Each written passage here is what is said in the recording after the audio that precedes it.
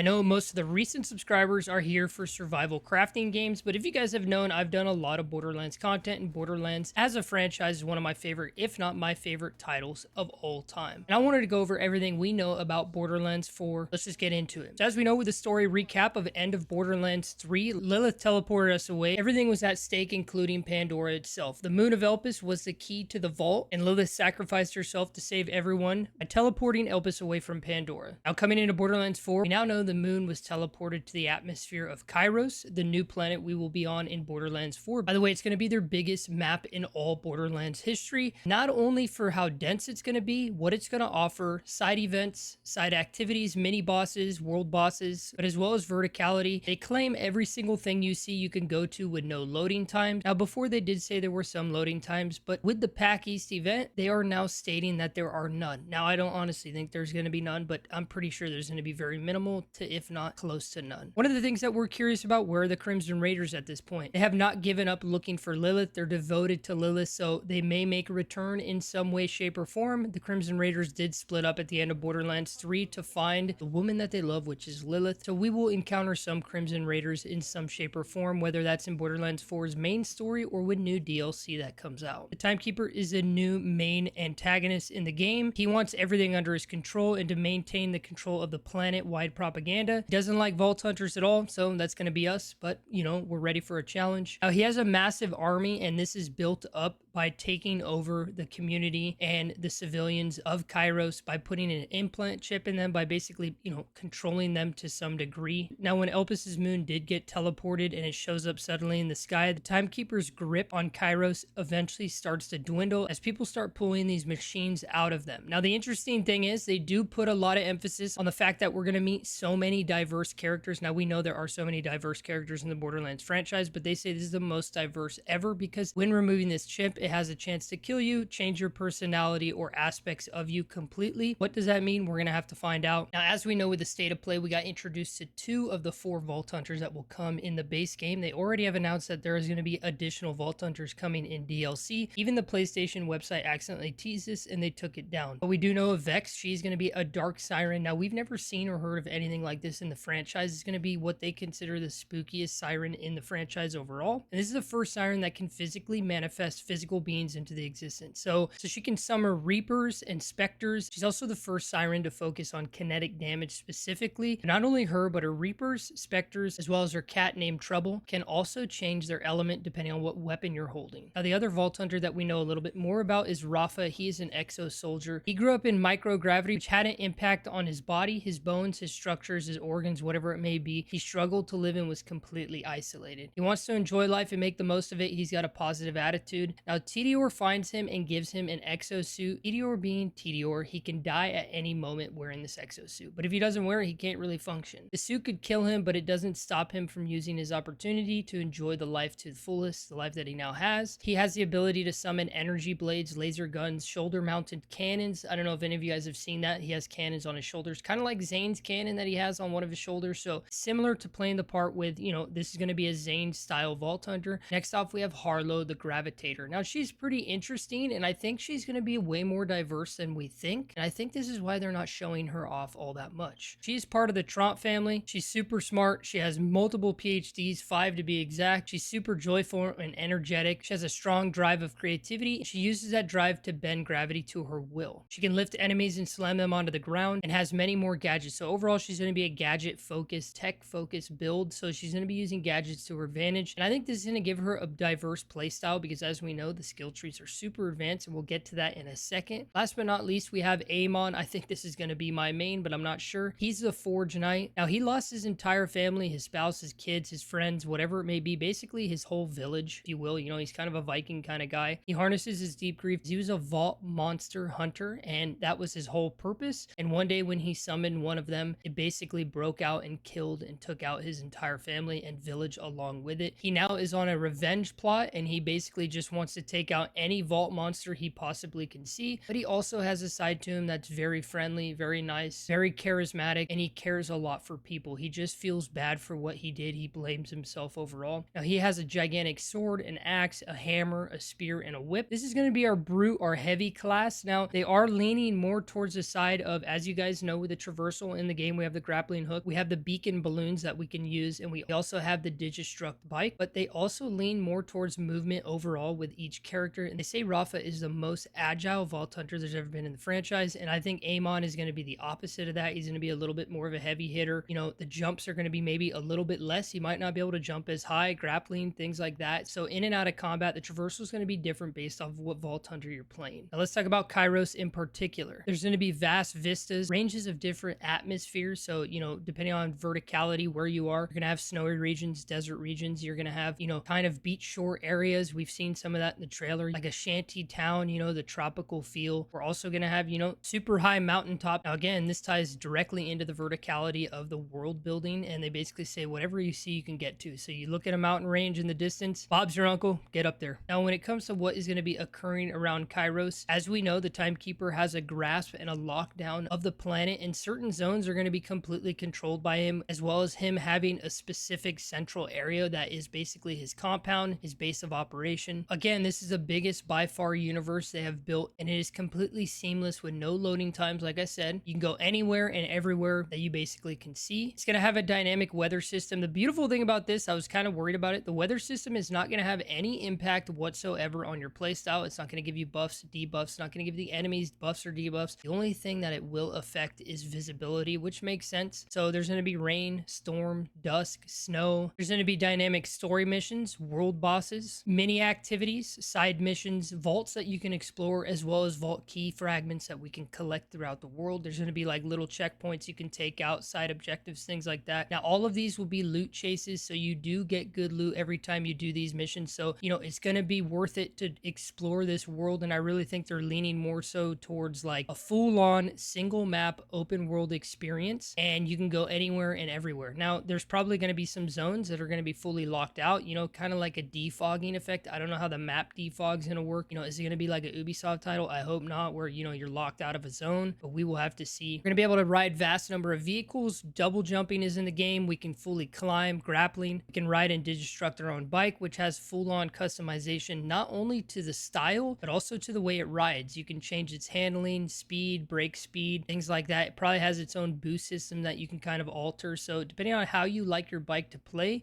you can completely work that to your play style. The compass is in favor to the minimap, and I know this might not be a welcomed addition. It was in Borderlands 1, but I really think that this is a good route and the best route to go. I've had no problem with them taking away the minimap. In Borderlands 3, I didn't really use it that much. I only used it when I wanted to see a legendary pop, but I think they're going to appear, you know, in the compass, and they're leaning towards the idea that the world is extremely big, and a lot of things can be in one local place that you're in, like kind of like an instance. Now, local space map is not a good way to navigate when you're thinking about objectives. Several objectives at the same time that might be miles away. A compass helps us do that. When you have a big layered environment like this, a top-down 2D view is extremely confusing. You know, have you seen some games where their maps are kind of 3D, it shows different levels? They didn't want to do that for the minimap. You kind of can't really do that. So a compass, I think it's a welcomed addition in my opinion. Now, since we're talking about the map and traversal and things like that, we also have replacing our Echo 3, the Echo 4. This is going to be a little robot manufactured by Dahl. Now, this is the only appearance that we know so far of Dahl actually being in the title. Chyros has been a planet that has been separated from, you know, the rest of the universe for a long time, since it had the Timekeeper's veil over it. So some Dahl parts have fallen into its atmosphere at one point, and they've been able to scavenge some of the equipment to be able to make, you know, these little robots. Echo 4 is going to have the ability to control most of our HUD. That's pretty much what he's there for. He's also going to give us the options and the upgrades to our SDUs. He's going to provide us with our rewards, so no longer are there days where we have to go see Lilith like 55,000 times. You know, I love you, Lilith, but I'm overseeing you. Don't make me go to Sanctuary again. So we'll be able to get our rewards instantly delivered to us on completion of side quests, main story missions, and any side objective that we do. He's also going to have lots of customization. He has the ability to have hats, different paint jobs. He's also going to give us guidance and give us kind of like a GPS system on what our active objective is. is. So whatever objective you have selected, you can activate it, and it'll send like a visual beacon throughout the world to show you the fastest path you could take to get to your objective. Now, when it comes to weaponry, because that is what looter shooters in Borderlands is all about, we have the returning Jacobs, Maliwan, Vladov, Hedior, Torg. Then we have 3 new ones. This is the Ripper, the Daedalus, and the Order. Now, Atlas, COV, and Hyperion will be making a return, but these are only going to be parts only. These are going to be systems that you can apply to any weapon. So if you want a Jacobs gun that could shoot Torg rockets, be my guest. If you want a Maliwan weapon to act like a COV weapon, go for it. If you want an automatic RPG, I'm pretty sure that's optional too. Now, these parts are called licensed parts, and this is the new system, and this is really where we're going to have our build diversity, as well as, you know, them advertising this game with billions and billions of guns. Licensed parts is described to have behaviors of different manufacturers that are just applied to different weapons. So no crafting. You can modify a weapon with the parts that you want or need. They're just drops, and the way they drop is a tiered system from common all the way to legendary, just like base weapons would be. Epics have the most behaviors like we've seen, but legendaries will have one less behavior, but one unique special ability tied to them, pretty similar to what we've seen in the past. There's going to be gun under barrels. These are going to enhance the systems, kind of like from Borderlands 3, to make use of new behaviors that have been added. An example of this, kind of like I said before, would be a Vladov having micro rockets that you can shoot, and they state that that technology has now been licensed by other manufacturers like Jacobs, having the ability to have basically a micro under barrel knife shooting thing, whatever it is, I don't even know, and throwing a Tedior gun with a micro rocket, so when you throw it, it's also going to be shooting micro rockets out of it, and like basically during the entire time it's airborne. It's going to be absolutely insane. So one thing that I'm curious about is the visuals of Borderlands 3 were pretty crazy. It didn't bother me all that much. Sometimes in some areas it did, but I wonder what the visuals are going to be like in Borderlands 4. It's going to be interesting to see that. Now, enhancements give your guns a glow up, basically. I don't like how they said glow up, but whatever. These were artifacts in Borderlands 3 and now are called enhancements for Borderlands 4. These are there to modify your preferred playstyle. For example, you favor Jacob's crit bullet ricochet. You can have that on another weapon with a Jacob's license part with these enhancements. These enhancements are basically used to boost the power of your gear. Now, when multiple of the same set are equipped, so it's kind of like they're going to have set bonuses here. When they're multiple of the same equip, you'll be able to have, you know, these passive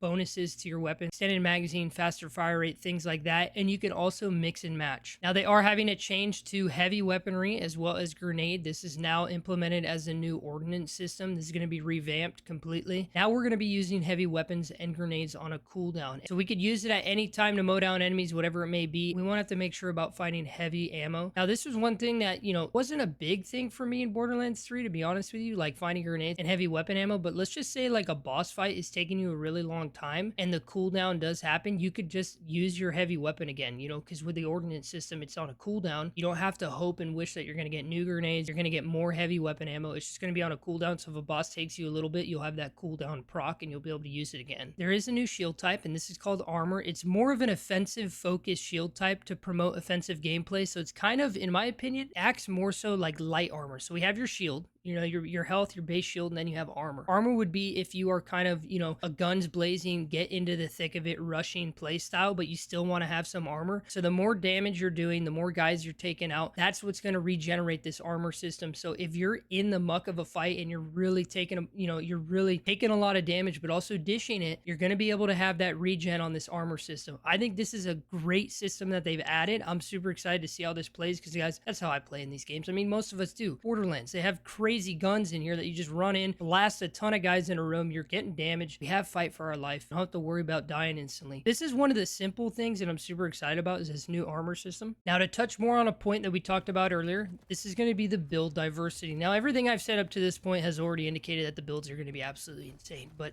skill trees are 2 to 3 times bigger than they've ever been in the franchise. To break it down, in Borderlands 3, most skill trees had anywhere from roughly 12 to 18 skills if we're counting the action skills. In Borderlands 4, we're going to have upwards to 29 per skill tree. 29! That's almost double. It's absolutely insane to see this. This is going to be like, the builds are going to be so diverse, because as you guys know, in Borderlands 3, there's only a select few builds that a lot of people are playing, especially when you're in endgame. You've played the game so many hours, 500 plus hours, and play the game for so many hours, you want to try out a build. There are a lot of builds that a lot of people do because they're optimized and they're great for end game. They're great for Mayhem 10. Having this much diversity in not only the weapon manufacturers, the licensed part system, but as well as the skill tree system, we're gonna have builds up the wazoo. It's gonna be absolutely insane. Moxie, I can't wait to see what kind of builds you're pushing out. Now, the loot chase overall has been completely revamped, been balanced, and it has more of a satisfactory to it. Now, this is the biggest thing when it comes to Borderlands. No other game can do this. Now, we have the Division and things like that, but no game comes close to the loot hunt that is Borderlands overall. With so many behaviors added into the game with parts, new manufacturers, enhancements, players shouldn't be bombarded with so much loot at once. Loot drops have been adjusted to that when playing through the game. You will get a natural progression. So you're not going to early on, like I remember I did a recent playthrough of Borderlands 3. I killed a loot tank. I got a legendary weapon that carried me basically all the way through the game, even though it started to be 10, 15, 20 levels lower than me.